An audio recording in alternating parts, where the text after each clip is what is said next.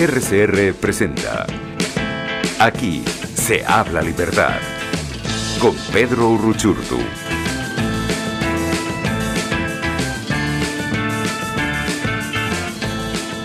Muy buenos días amigos, bienvenidos a otro Aquí se habla libertad. Como siempre, un gusto acompañarles por la señal de radio Caracas Radio, en la dirección general de la estación Jaime Nestares, en la gerencia de producción Willy Zarcaya,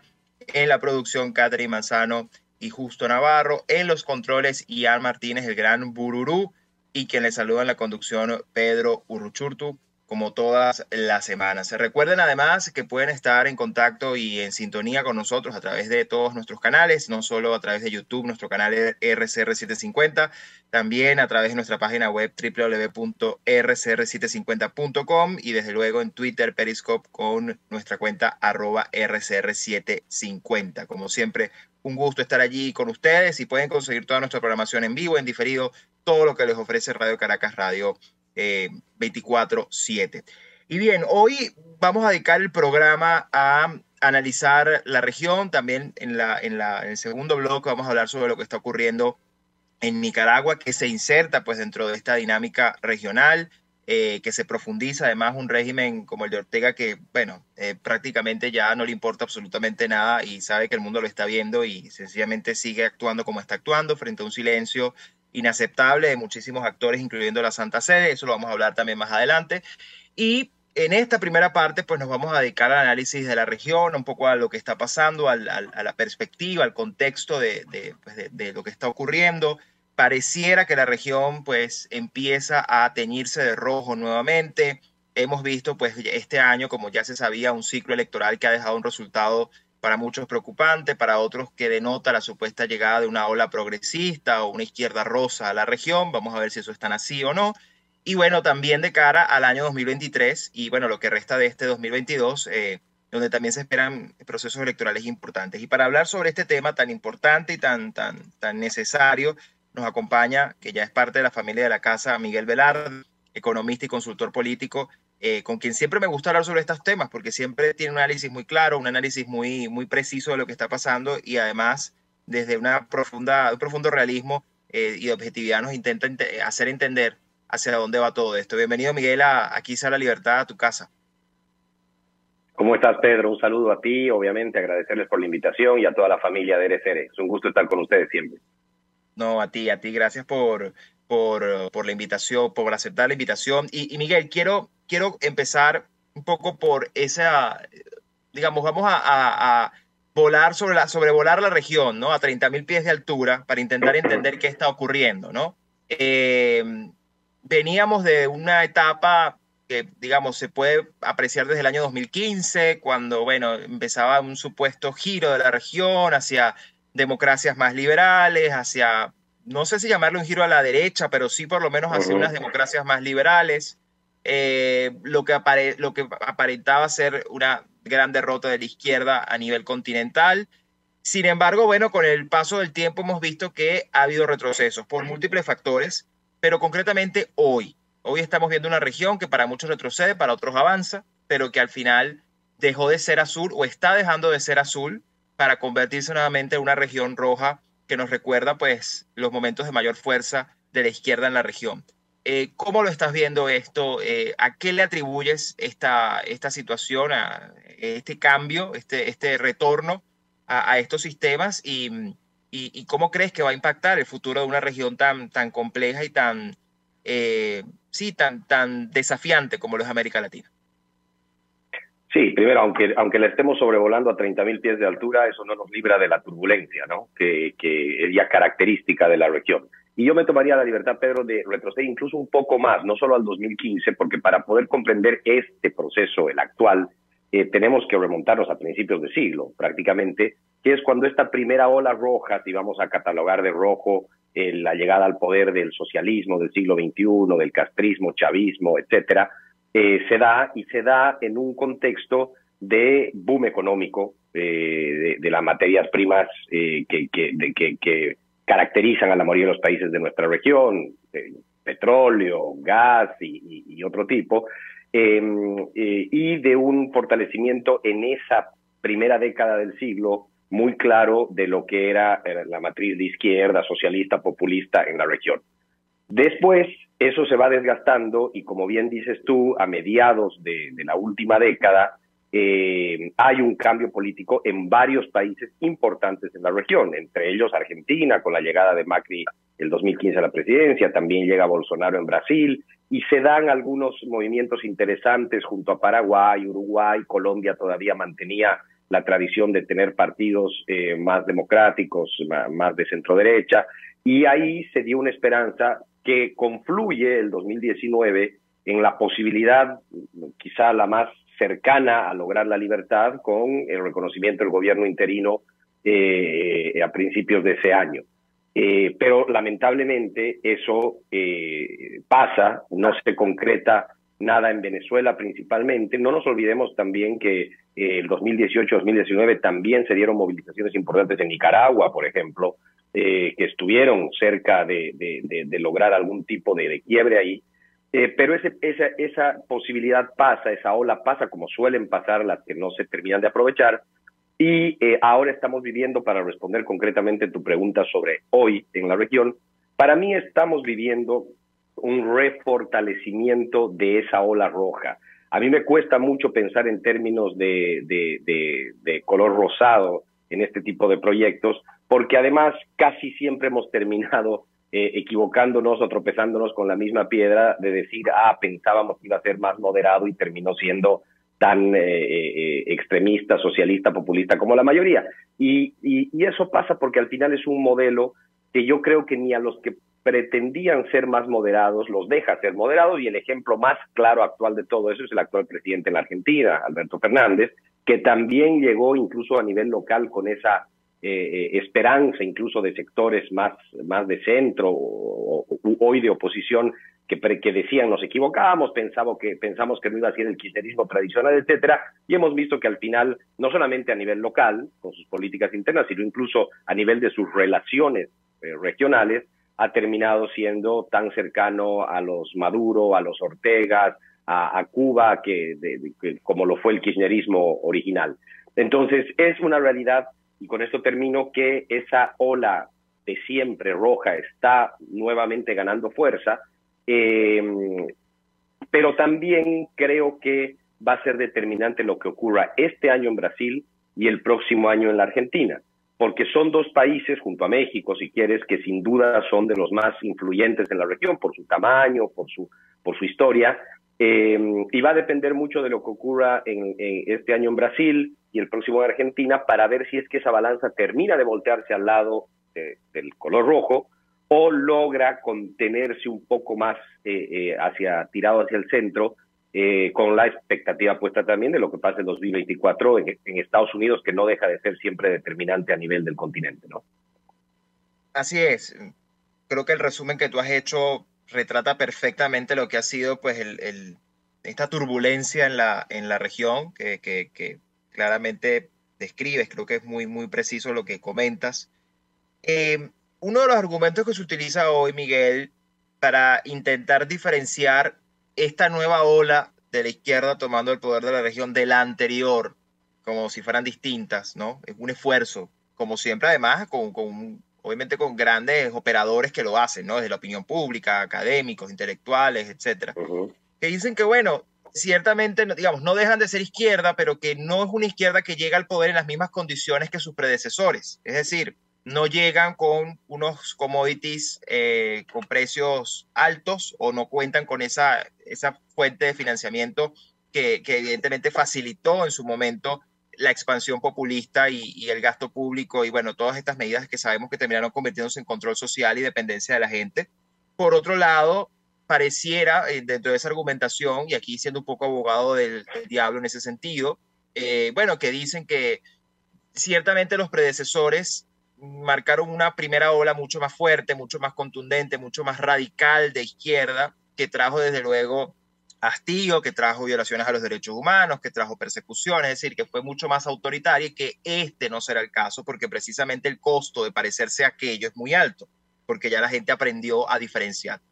¿qué lectura le das tú a esa argumentación? Porque al final ellos son expertos en ser camaleones, ¿no? Y saben muy bien por dónde irse cuando les interesa. Y probablemente para ganarse la confianza del electorado se muestran moderados y basta ver quizás en estos últimos cambios, siempre los primeros, el primer año de gobierno de estos nuevos ciclos son siempre muy de luna de miel, ¿no? Muy de mostrarse abiertos, dispuestos a conversar, pero luego sabemos que se radicalizan. Entonces,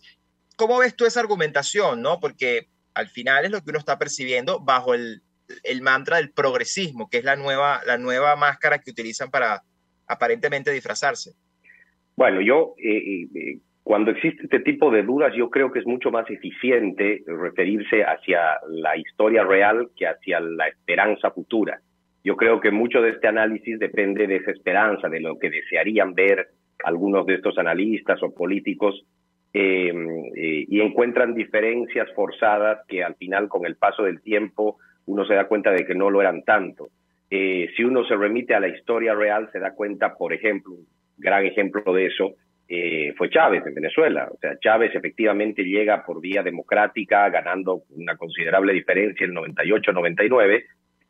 pero nunca había dejado de ser el Chávez que intentó llegar al poder a través de golpe de estados y métodos no democráticos. Y en cuanto pudo desde el poder, más allá de que después logró llegar a través de formas democráticas, en cuanto pudo desde el poder volver a ser el Chávez que siempre fue, desmontó la democracia desde adentro, que a veces le resulta hasta más fácil. Pero con esto quiero decir, Pedro, que yo creo que si el populismo, el socialismo, hoy pareciera tener color rosa y no rojo fuerte, no es porque ellos en esencia sean diferentes, sino porque las condiciones, como tú muy bien decías, han cambiado. Y hay que tener mucho cuidado, porque las condiciones pueden volver a cambiar, y siendo ellos lo que siempre han sido, estando sobre todo en el poder, puede pasar lo que ya hemos visto que ha pasado en otros países. Vuelvo al ejemplo venezolano, de tratar de desmontar las instituciones, destruir la democracia y la república desde adentro, y por eso yo creo que el estado de alerta debe estar siempre en su máxima expresión, y jamás, por más de que uno desearía que sea así, confiarse en que ellos tienen una posición parecida a la nuestra. Voy a resumirte esta idea en algo que escuché, que no es mío, lo escuché el otro día cuando se hablaba de las elecciones acá en Argentina el próximo año, que un intelectual acá muy respetado, cuando le preguntaban, bueno, son dos visiones que se van a enfrentar en el sistema el próximo año, él decía, no, lo que debemos comprender, él es opositor obviamente al kirchnerismo, lo que debemos comprender es que el próximo año no se enfrentan dos visiones dentro de un sistema, se enfrentan dos sistemas diferentes. Y claro, es muy interesante pensarlo así, porque si uno cree que está jugando desde el mismo sistema contra otra visión, y en realidad lo que tiene el frente es alguien que quiere arrasar con el sistema en el que tú crees, el juego no va a tener reglas claras, y peor si a uno lo agarra de sorpresa, ¿no? Así es. No, y corres además el riesgo de que el sistema te trague, que es lo que termina ocurriendo normalmente, te absorbe, ¿no? Pero muy interesante esto, y quizás acá cabe la hipótesis, ¿no? Uno podría inferir que dentro de todo esto, si estos son sistemas que al final necesitan mucho dinero para poder sostenerse, porque, y coincido contigo, hay que volver al origen, es decir, el origen de la hiena, ¿cuál es? ¿No? Es decir, es el de ir, matar, comerse a su presa, es decir, por mucho que la intenten disfrazar de otra cosa, la hiena es la hiena, y sabemos qué hace la hiena. Al final quizás acá eso implica un mayor relacionamiento público, o quizás no público, pero sí más profundo con el crimen internacional, porque ahí se está consiguiendo desde luego unas fuentes de financiamiento y que sabemos que están operando en la región. Esa podría ser una de las cosas que podría darle posibilidad de operación a estos sistemas en esta nueva etapa. Pero también, Miguel, quizás, así como todo se adapta y las tiranías se han adaptado a la tecnología, pues no nos extraña que también, como ya está ocurriendo, se aprovechen también de toda esta onda de las criptos y todo este mundo para intentar también sacar provecho de eso y poder sostener sus modelos desde una visión, por supuesto, siempre bajo el discurso de la modernización, de que somos un gobierno abierto, de que ha llegado la modernidad a nuestro gobierno, pero que al final siempre lo que va a buscar es el saqueo por cualquier vía que se los permita, ¿no? Totalmente, pero además, como ha pasado varias veces ya en el pasado, nosotros nos vamos a enterar de algunas cosas un tiempo después de que estos esquemas lo hayan empezado a hacer. Y con esto te quiero decir que mucho de lo que uno puede conjeturar ahorita, decir, bueno, ellos pueden optar por esto y esto otro, yo pensaría que quizás ya lo están haciendo. Y nosotros nos enteraremos con lo obrado, digamos. Y en eso sí hay que reconocer, Pedro, que quizás ellos tienen una virtud, que la usan para el mal sin duda, pero tienen una virtud, y es que a veces no piensan tanto lo que hacen y deciden hacerlo. Y muchas veces les sale mal, pero muchas otras veces les sale bien. Mientras que quienes tenemos una posición diferente, más institucional de las cosas, más democrática de las cosas, etcétera, pensamos, repensamos, discutimos, decidimos, tratamos de consensuar algunas cosas. Esa es una de las ventajas que tienen estos modelos, donde además claramente tienen esquemas caudillistas, de liderazgos totalitarios, incluso a nivel interno, me refiero dentro de sus partidos, dentro de sus gobiernos, etcétera. Las decisiones se toman de manera mucho más fácil, y tampoco nos debe sorprender que este tipo de regímenes esté, como bien planteas tú, abierto a escuchar cualquier posibilidad que les dé cualquier mayor libertad de los esquemas tradicionales mundiales, sobre todo los que tienen que ver con esquemas financieros, esquemas de mover dinero y riqueza, etcétera, porque si nos ponemos a ver bien, esa ha sido más bien la forma en la que más ellos han sufrido ciertas sanciones de Estados Unidos y otros países, ¿no? Totalmente. Y es donde han sido incluso también más eficaces para saltarse esas sanciones, ¿no? Para evadirlas, para buscar esquemas de evasión de estas y bueno, en algunos casos con éxito, ¿no? Que al final, esa es la crítica que se le hace al esquema de sanciones, es decir, no es a la sanción por sí misma porque es efectiva, porque es necesaria, porque en efecto genera un impacto en estos sistemas, pero si esas sanciones no van acompañadas de acciones que vayan incrementando la presión, pues al final estos regímenes son adaptativos y van a buscar la manera de adaptarse a ese esquema y el tiempo siempre le favorece, como bien sabemos. Ahora, Miguel, yo quisiera ya entrar un poco en la región,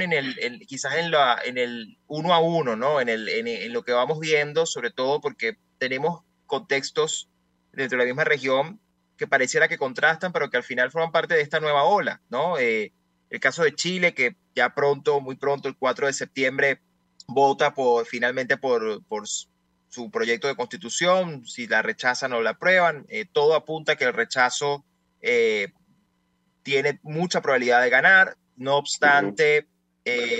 pase lo que pase, pareciera que al final ya hay un camino andado irreversible en el sentido de que va a haber un cambio en el modelo y no será quizás con esta, pero sí será con otra y bueno, probablemente Chile entre en una etapa de más profundización, digamos, de la polarización y de la discusión política interna en torno a hacia dónde va Chile, pero queda claro que el Chile que conocemos ya no lo va a hacer en términos de su modelo o ese gran referente del modelo chileno como lo conocíamos, ¿no? Pero también tenemos el caso, como tú lo mencionabas, Brasil, que tiene sus elecciones ahora en octubre, la primera vuelta.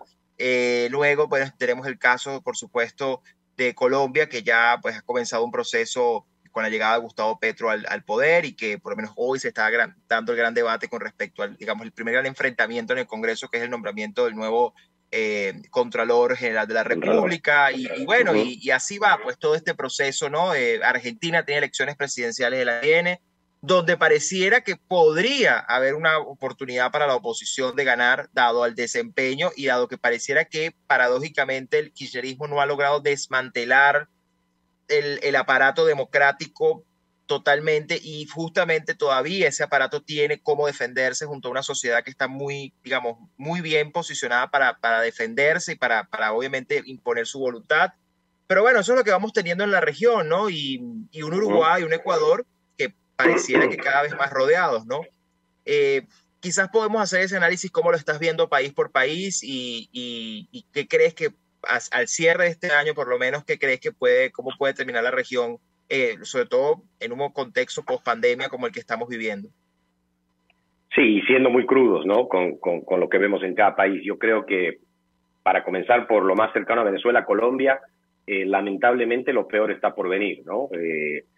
Claramente todavía van a tener que enfrentar y ojalá lo hagan con toda la fortaleza posible, una arremetida que está por comenzar. Yo veo Colombia como cuando el mar se pone negro y se empieza a ver que unas olas feas y fuertes se están formando, que ni siquiera están formadas, pero que todo indica que hacia ahí va lamentablemente, y lo que hay que hacer es resistir y sobre todo preservar a lo que Colombia siempre ha tenido, que ha sido la institucionalidad, la alternabilidad democrática, etc. Pero vienen tiempos difíciles para Colombia. Hay otros países, por ejemplo, como Chile, como el propio Perú, que si bien ya han caído en manos de esta izquierda o nuevas izquierdas de Boric y de Castillo respectivamente, yo no los veo tan complicados si es que quienes defienden la democracia y la libertad hacen lo correcto. Porque Chile, por ejemplo, aunque recién va a venir el proceso de aprobación o rechazo a esta propuesta de nueva constitución, que como dices tú, todo indica que va a ser rechazada, y a pesar de eso ya hay indicios dichos por el propio Boric, que si no es esta será otra, con alguna modificación. Yo creo que más que en las últimas encuestas analizar el índice de rechazo contra aprobación, vale la pena analizar la aprobación de Boric, que está en caída libre en muy poco tiempo, lo cual, con una derrota importante en el referendo, lo va a dejar en una posición de muchísima debilidad muy pronto, con lo cual va a ser mucho más difícil que pueda a la fuerza tratar de imponer incluso otra nueva constitución, pero cualquier cambio relevante en Chile. Yo creo que al final, cuando veamos hacia atrás, si todo pasa como parece que va a pasar, este proceso de aprobación o rechazo de una nueva constitución va a ser más bien favorable a quienes se oponen a Boric,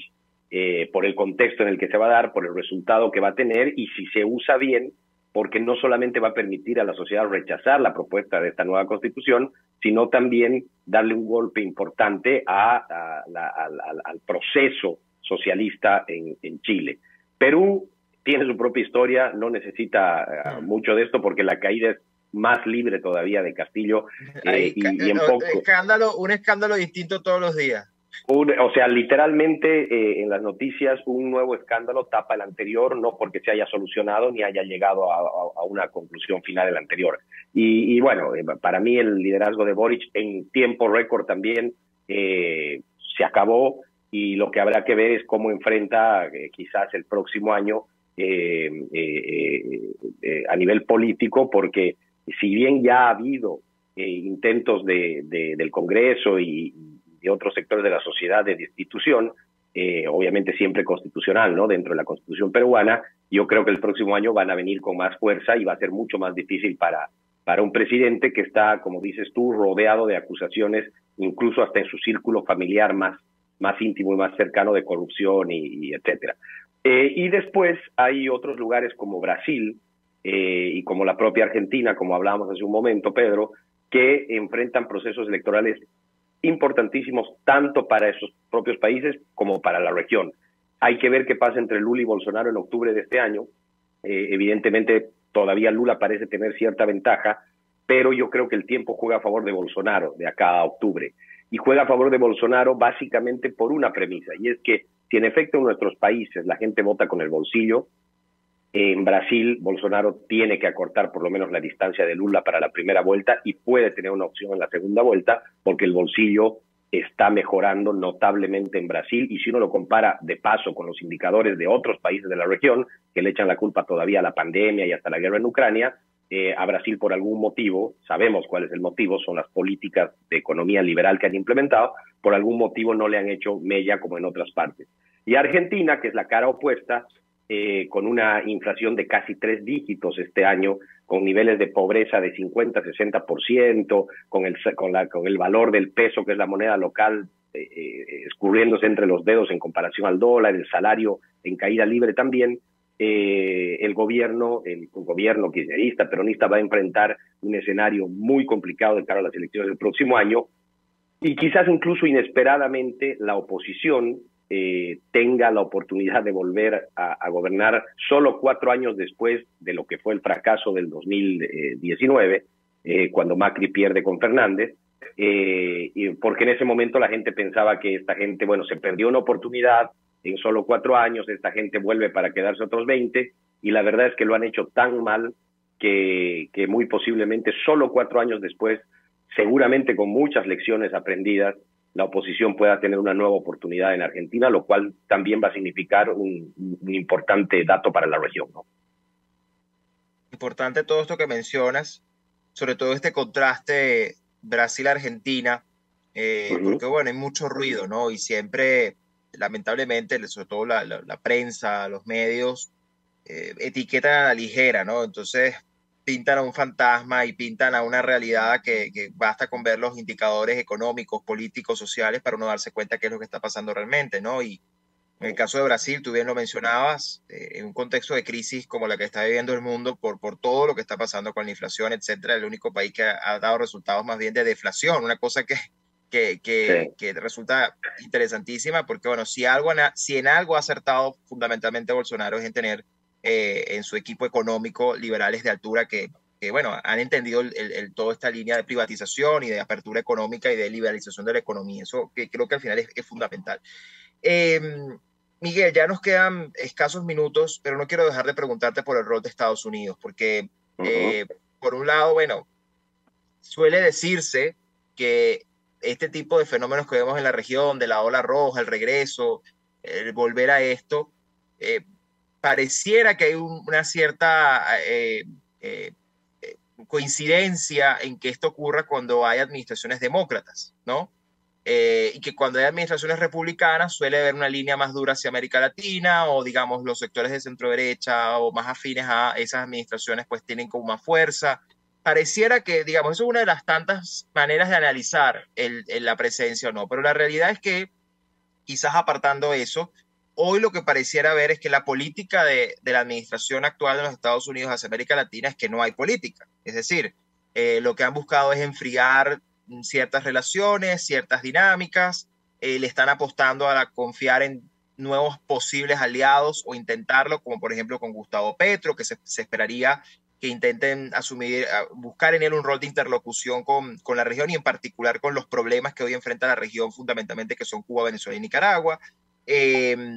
Problemas me refiero a sus sistemas como regímenes criminales. Pero bueno, la realidad es que hoy la percepción en general es de un Estados Unidos que ha retrocedido no solo en América Latina, sino en el mundo, ha dado un paso atrás y eso ha generado una sensación de profunda, si se quiere, soledad, ¿no? Hacia la región con respecto a un aliado esencial. Brevemente, ¿cómo estás viendo el tema de Estados Unidos en este momento, sobre todo con unas elecciones de medio término en escasos meses? Bueno, al final de tu pregunta has dado en el tema con el que yo iba a comenzar, que es que tenemos que ver las elecciones ahora de noviembre, ¿no? Porque yo creo que eso sí va a definir un poco, no solamente lo que va a pasar en 2 años en Estados Unidos, sino lo que puede ir pasando en estos próximos 2 años en la administración Biden todavía. Porque dependiendo del resultado, como pasa en cualquier gobierno de cualquier país, como pasa en la política, la administración puede verse muy preocupada, puede verse obligada a, por lo menos, reencaminar, redirigir algunas de sus políticas, entre ellas una que es importante siempre, que es hacia el continente, hacia América Latina, y si, por ejemplo, la derrota fuese muy grande, y sobre todo en esos estados en Estados Unidos donde el voto latino se hace sentir,